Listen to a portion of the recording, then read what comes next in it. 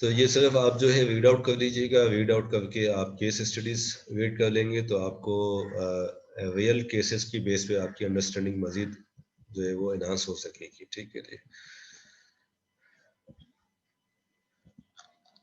Product name के साथ है, कंपनी के नाम के साथ है, एक्चुअल डेट्स के साथ जो है केसेस मौजूद है, तो आपकी अंडरस्टैंडिंग इससे इंक्रीज हो जाएगी।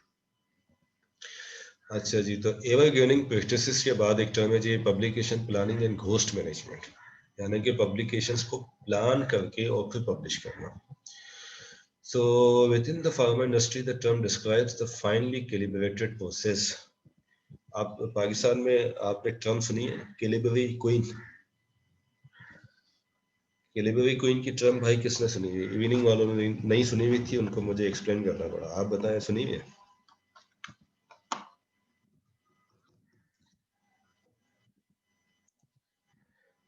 जी, कैलिबरी क्वीन को कोई जानता है? नहीं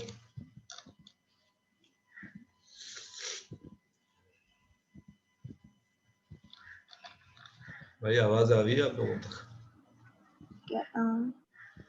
जी सर, आ रही है आवाज तो।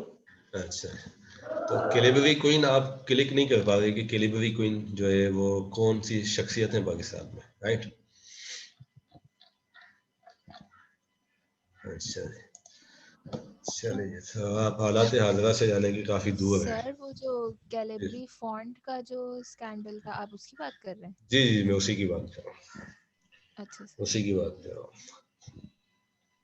तो यहाँ पे भी ये वर्ड हमारे सामने आया, calibrated, not exactly the Calibri font but calibrated, यानी कि finally calibrated process by which clinical trials, commentaries या अदर आर्टिकल्स जो कि सपोर्ट करते हैं efficacy of a particular product, उनको रिटन एंड रिलीज किया जाता है बायोमेडिकल लिटरेचर में। उनको किसी तरह से कैलिब्रेट करना, अपनी फेवर में उनको कैलिब्रेट करना कि नेगेटिविटीज जो है वो हाइड कर दी जाए, पॉजिटिविटीज जो है वो पहले से ही मैनिपुलेट कर दी जाए कि क्या चीज़ें हमने डालनी होगी। यानी कि एग्जैक्ट हम ये कह सकते हैं कि ये एग्जैक्ट डेटा जब प्रेजेंट नहीं किया जाता बल्कि डेटा को मैनिपुलेट किया जाता है, डेटा जनरेट कर दिया जाता है जो डेटा सपोर्ट करता है प्रोडक्ट की एफिकेसी या सेफ्टी को। So controlled production or release of preclinical studies, trials, reviews and commentaries may begin years before a drug is launched. Drug को launch करने से पहले ही controlled publications या controlled production and release of trials, reviews, commentaries जो कि support कर रही होती है product के benefits को, उनको control करना, उस data को control करना is termed as cost management या publication planning। ये तो होगी पब्लिकेशन प्लानिंग। घोस्ट प्लानिंग में यानी कि जब एक्चुअल ऑथर, एक्चुअल प्रोड्यूसर उस मटेरियल का सामने नहीं होता, उसको हम कहते हैं घोस्ट मैनेजमेंट। जैसे कि हमारे पास पाकिस्तान में होते हैं घोस्ट टीचर्स। घोस्ट टीचर्स कौन से होते हैं? घोस्ट टीचर्स वो टीचर्स जो कि भूतों जैसे दिखते हो या कोई और होते हैं?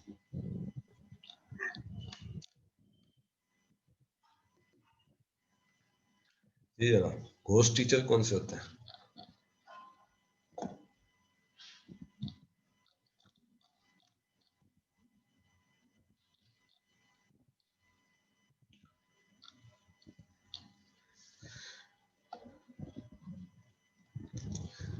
जी साइमा जमाल।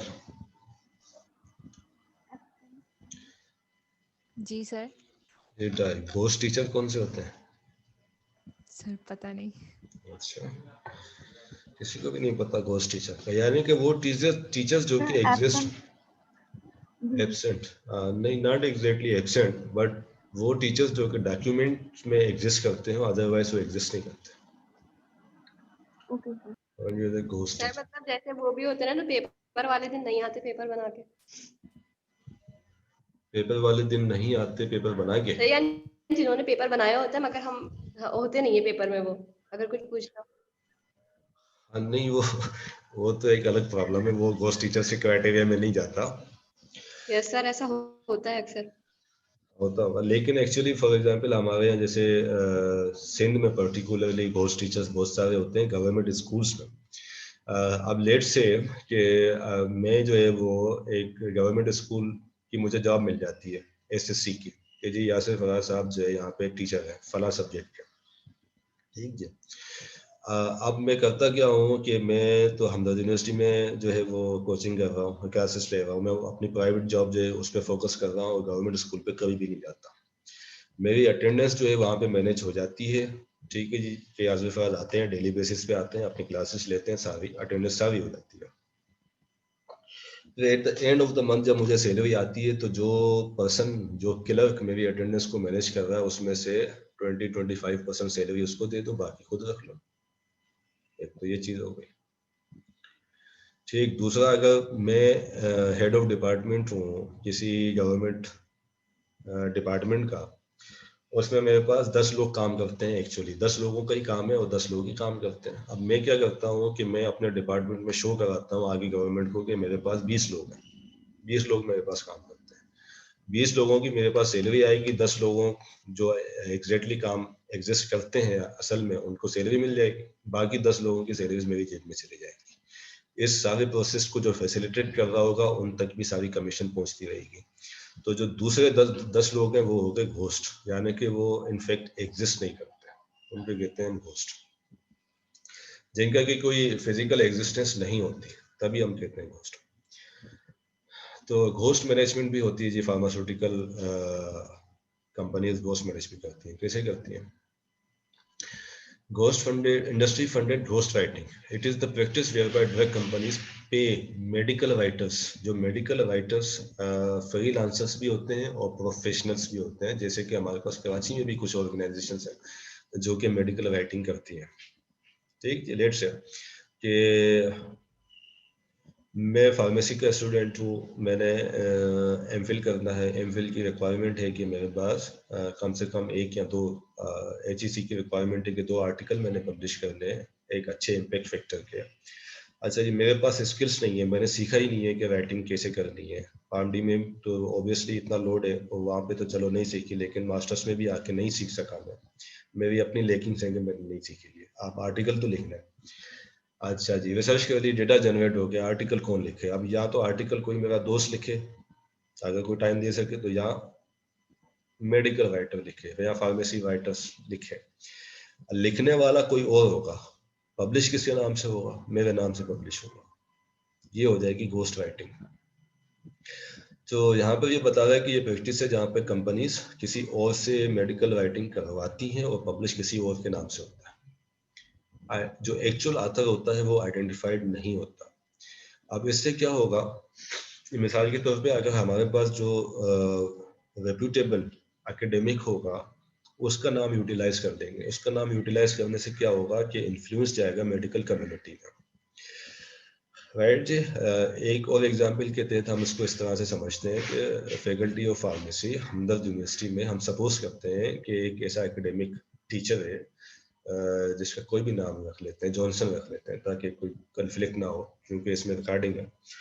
तो सर जॉनसन जो है वो प्रोफेसर हैं हमारे पास फैकल्टी ऑफ फार्मेसी के, बहुत रेप्यूटेबल हैं, उनकी जो एकेडमिक नॉलेज है, उनका जो एक्सपीरियंस है, उसको बहुत रिस्पेक्ट दी जाती है फैकल्टी ऑफ फार्मेसी में, ना सिर्फ स्टाफ बल्कि स्टूडेंट्स पे भी। तो अगर वो कोई प्रैक्टिस से रिलेटेड जो स्टेटमेंट दे उसको एज अ बाइबल फॉलो करती है फैकल्टी ऑफ फार्मेसी, फैकल्टी भी और स्टूडेंट्स भी।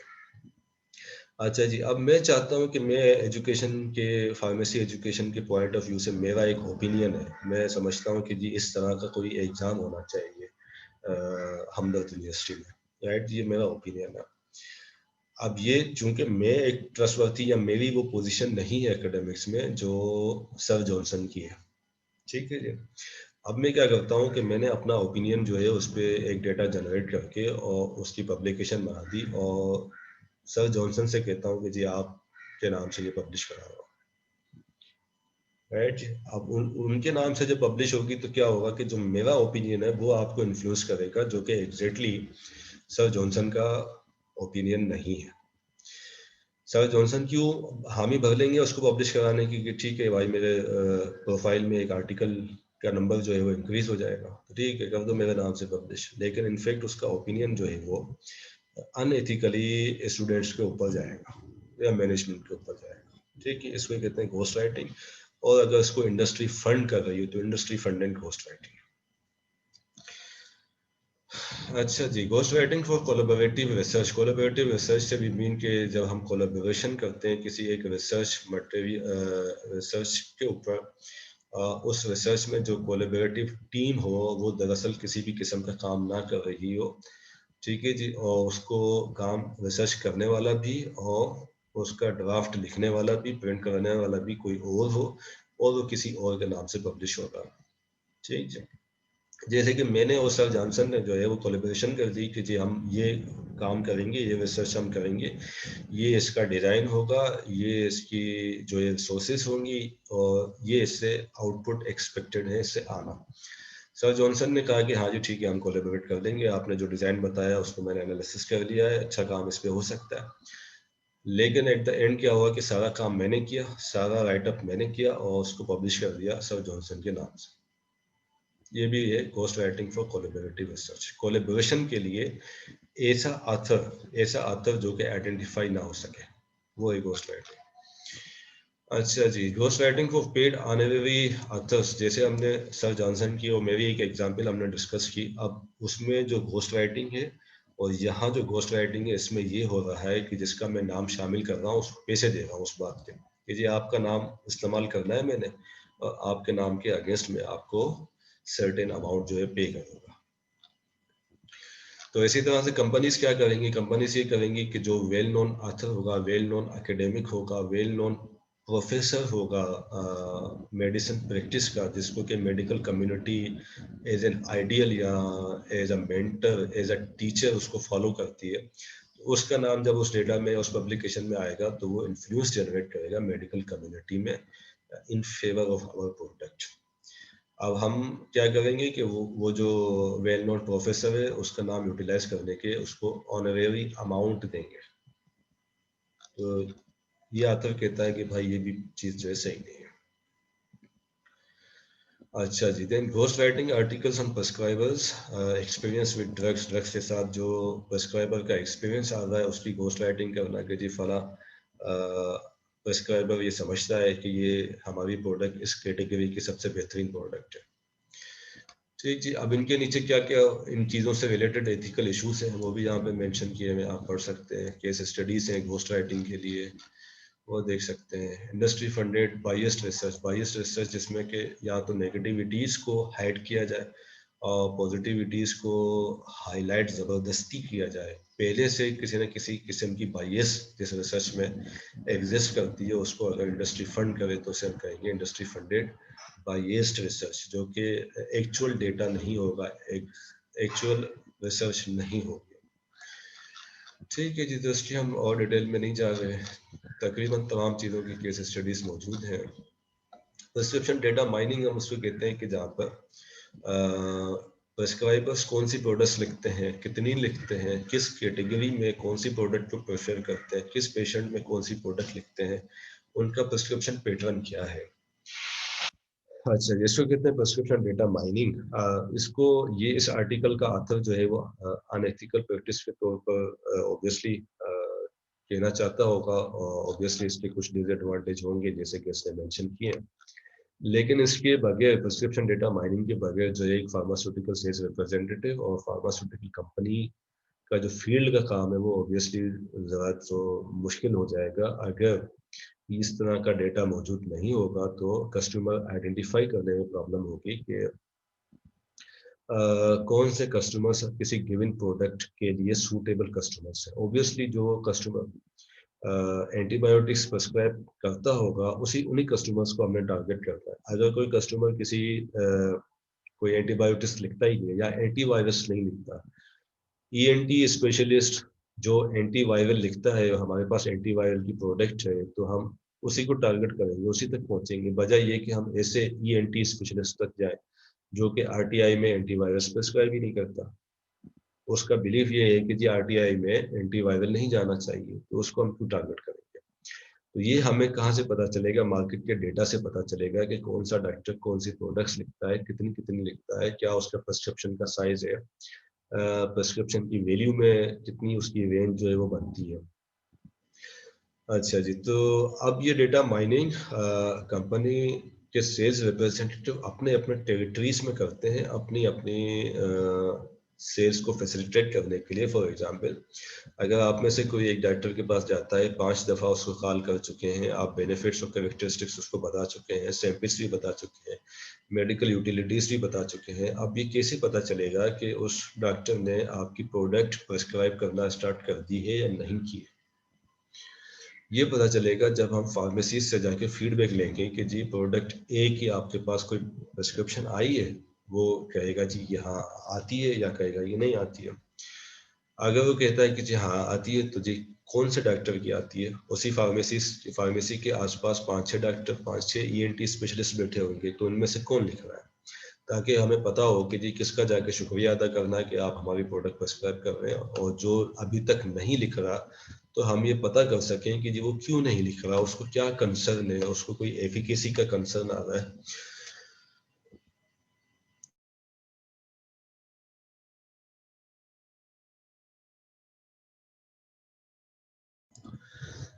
एफिकेसी का कंसर्न है, सेफ्टी का कंसर्न है, कोई प्राइस का कंसर्न है, उसको प्रोडक्ट प्रिस्क्राइब करने में क्या एग्जैक्ट प्रॉब्लम आ रही है, राइट?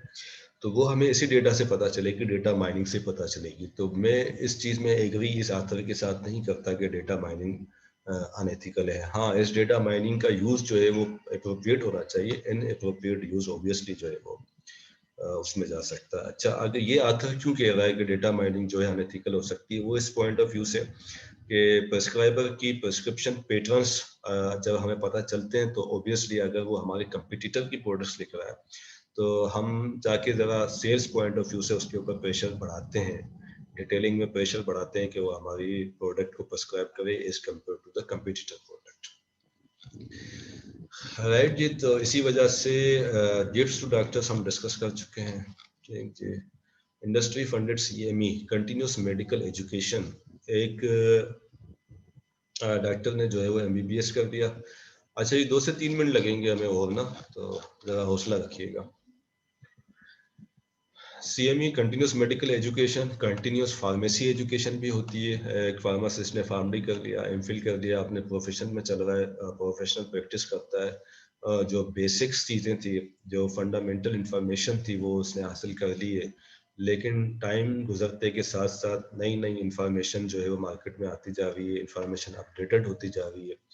तो वो उस इंफॉर्मेशन से अपडेट रहने के लिए कंटिन्यूस एजुकेशन एक होती है in form of conferences, webinars, seminars, right जी, वर्कशॉप्स की फॉर्म में। यही वजह है कि जो इंटरनेशनल ऑर्गेनाइजेशंस किसी गिवन डिजीज की है, कार्डियोवेस्कुलर डिजीजेस की है, एंडोक्राइनोलॉजी की है, डायबिटीज़ की है, गायनोकोलॉजी की है, इनकी कम से कम साल में एक बार इंटरनेशनल कॉन्फ्रेंस ज़रूर होती है, जिसमें कि अपडेटेड इंफॉर्मेशन प्रोवाइड की जाती है, ताकि मेडिकल प्रैक्टिशनर इंक्लूडिंग फार्मासिस्ट यानी कि हेल्थ केयर प्रैक्टिशनर्स में अपनी नॉलेज को अपडेट कर सके, लेटेस्ट इंफॉर्मेशन को हासिल कर सके। ये मोर देन 75% जो इसके एक्सपेंसेस हैं, वो फार्मास्यूटिकल इंडस्ट्रीज बियर करती है सीएमई में। फार्मासिस्ट का तो मुझे नहीं पता, ना कोई फार्मासिस्ट की इतनी पाकिस्तान में तो बेहद शायद होती भी नहीं होंगी इतनी। यहाँ पर जो होती हैं ऑब्वियसली उसमें तो फार्मासिस्ट रजिस्ट्रेशन के पैसे खुद उसको पे करने पड़ते हैं। अगर कोई सीपीई हो गई है, कंटिन्यूस फार्मेसी एजुकेशन का कोई इवेंट हो रहा है, तो फार्मासिस्ट ने खुद पे करने होते हैं। लेकिन फार्मास्यूटिकल कंपनीज डॉक्टर्स के लिए जो इस तरह की सीएमईस हो रही होती हैं, उसमें more than 75% expenses pharmaceutical companies bear करती हैं, राइट जी। और ऑब्वियसली अगर फार्मास्यूटिकल कंपनीज स्पॉन्सर इसको करना छोड़ दें, तो ये एक्टिविटीज़ भी ऑब्वियसली डिस्टर्ब हो जाएंगे। सीएमए की जो एक कंटिन्यूस एक्टिविटीज़ हैं, ये बेनिफिट नहीं पहुंचेगा, डॉक्टर्स तक बेनिफिट नहीं पहुंचेगा। जब डॉक्टर्स तक बेनिफिट नहीं जाएगा, तो पेशेंट्स तक भी बेनिफिट इसका नहीं जाएगा। तो मेरा ख्याल है कि मैं इसकी इस बात से भी एग्री नहीं करता, इस हद तक की इस बात से मैं एग्री नहीं करता, क्योंकि रिटन चीज़ें कुछ और होती हैं, प्रैक्टिस कुछ चीज़ें और होती हैं, अपने अपने ओपिनियन है। तो मेरे पॉइंट ऑफ व्यू से तो ये बात है, कुछ इसमें ठीक नहीं है। इसी वजह से आपके लिए इसमें एग्जामिनेशन पॉइंट ऑफ व्यू से किसी किस्म की कोई आपकी रिस्पॉन्सिबिलिटी नहीं है। अच्छा, ये भी अनएथिकल हुआ। कौन सा अनएथिकल हुआ भाई? उनमें से किसको इंडिकेट कर रहे हैं आप? सर इंडस्ट्री फंडेड सीएमई का बोल रही थी, लेकिन फिर आपने उसमें एंड में बता दिया कि ये भी ठीक नहीं है। जी हाँ, ये ठीक अब इस पॉइंट ऑफ व्यू से नहीं है कि अभी तक IFPMA ने इसको बैन नहीं किया इस तरह की चीज़ों पर। अगर IFPMA कहे कि जी फार्मास्यूटिकल कंपनी CMEs नहीं करा सकती या उनको स्पॉन्सर नहीं कर सकती तो ठीक है, फिर तो जाके हम उस पर बात कर सकते हैं। लेकिन फिलहाल जो मार्केट सिनेरियो है उसमें अगर CMEs को स्पॉन्सर करना कंपनीज छोड़ दें तो एक मेजॉरिटी ऑफ मेडिकल प्रैक्टिशनर्स जो कि उसके एक्सपेंसेस ऑब्वियसली बेयर नहीं कर सकेंगे, वो इस अपडेटेड इंफॉर्मेशन से महरूम रह जाएंगे। तो एक तरह से ये मेडिकल प्रैक्टिस की सर्विसेज है जो कि फार्मास्यूटिकल कंपनीज मेडिकल प्रैक्टिसेस या नॉलेज को एनहांस करने के लिए उसको सपोर्ट कर रही होती है। तो इसलिए वो अभी तक फिलहाल ठीक है, जब तक कि इस पे बहुत ज़्यादा उसके कॉन्स एंड कॉन्स पर डिस्कस ना हो सके। ठीक है जी, तो यहाँ तक हम इसको क्लोज करते हैं। कल हम करते हैं स्टेक होल्डर्स, राइट जी। अगर DTCM भी अगर आपने देखना है, जिसने देखना है वो रुक जाए, बाकी लोग जा सकते हैं। इससे पहले अगर किसी का कोई सवाल है यहाँ तक तो वो मालूम कर लें।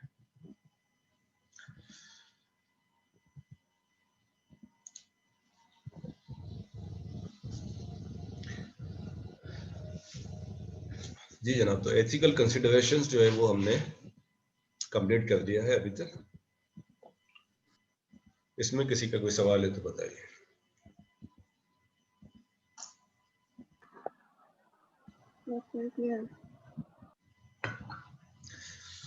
ठीक है जी, तो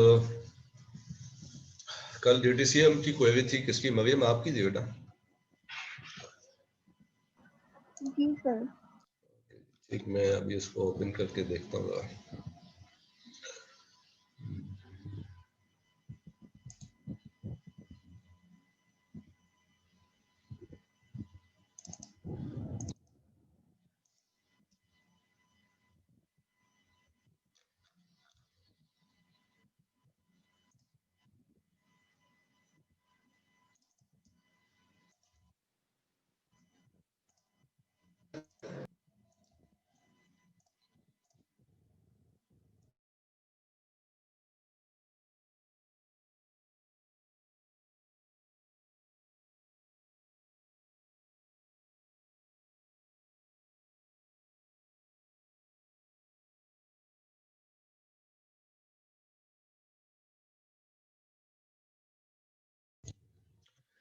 जी, तो आपकी क्या क्वेरी थी इसमें भाई?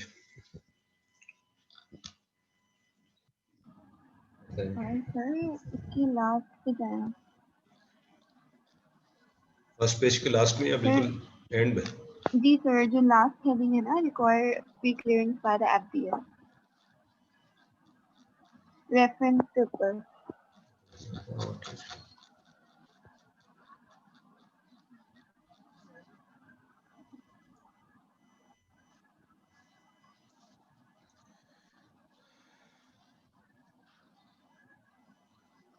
अच्छा, ठीक है यार। FDA is also urged.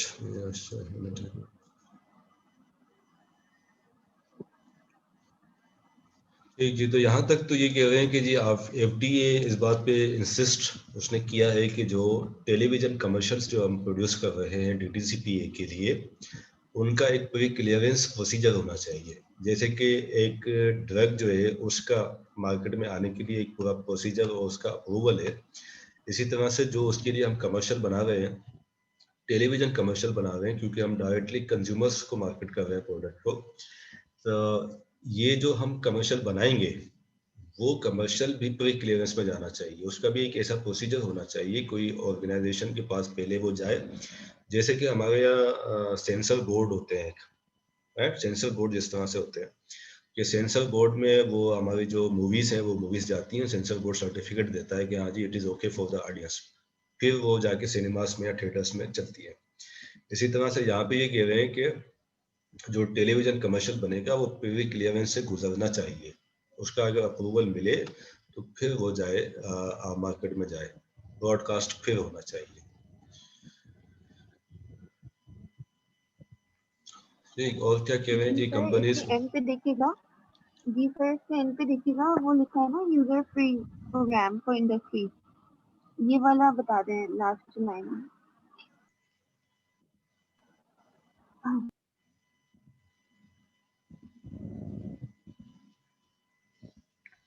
अच्छा, तो इसका कंटेक्स्ट हमें देखना पड़ेगा। कंटेक्स्ट क्या है जी? Pharma company could also conduct consumer pre-test to demonstrate the FDA.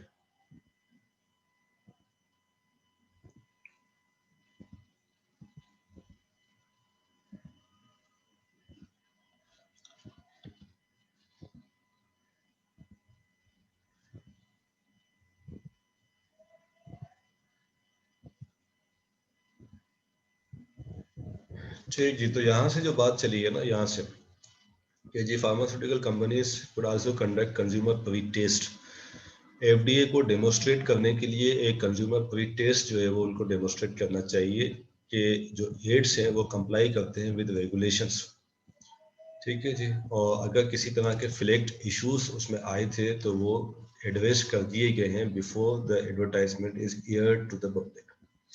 Now, because the FDA already lacks the staff to review DTCPA, अब FDA के पास प्रॉब्लम ये है कि उनको DTCPA को रिव्यू करने के लिए एक अलग से स्टाफ चाहिए होगा। ठीक है, तो कमेंटेटर्स क्या कहते हैं कि pharmaceutical industry will need to pay user fee to foot the bill for a pre clearance procedure. यानी कि अब कंपनीज ने एक स्पेसिफिक जो है वो फीस इसके लिए सेपरेट पे करनी पड़ेगी, यूजर फीस।